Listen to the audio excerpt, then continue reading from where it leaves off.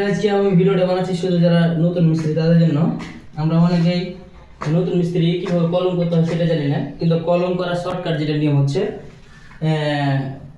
অনেকে যারা নতুন মিস্ত্রি তারা কিন্তু সল করে, কিন্তু সল করাও হবে, কিন্তু বাট যেটা সল না করেও কিন্তু সুন্দরভাবে করা যায়। এই যে দেখতে পাচ্ছেন না, মাইপা করলে সব থেকে কলমটা পারফেক্ট হয়। ছোট জিনিস ফিনিশিং দেওয়ার জন্য আপনার মাইপা যদি কাজটা করা যায় সম্পূর্ণ ফিনিশিংটা ভালো হয়।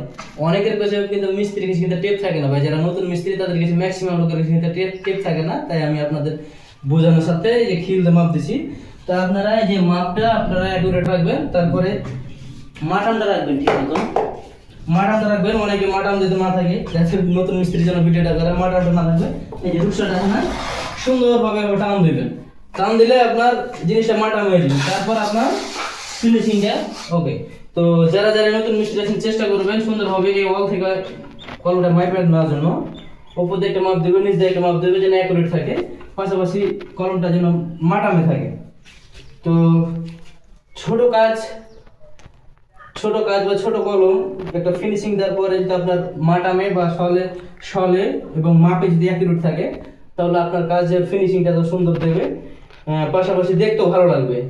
তো আজকে কোনো মিস্ত্রিকে ছোট করার জন্য না, জাস্ট বোঝানোর জন্য যে আসলে শর্টকাটে কিভাবে কলমটা করা যায়। তো ধন্যবাদ।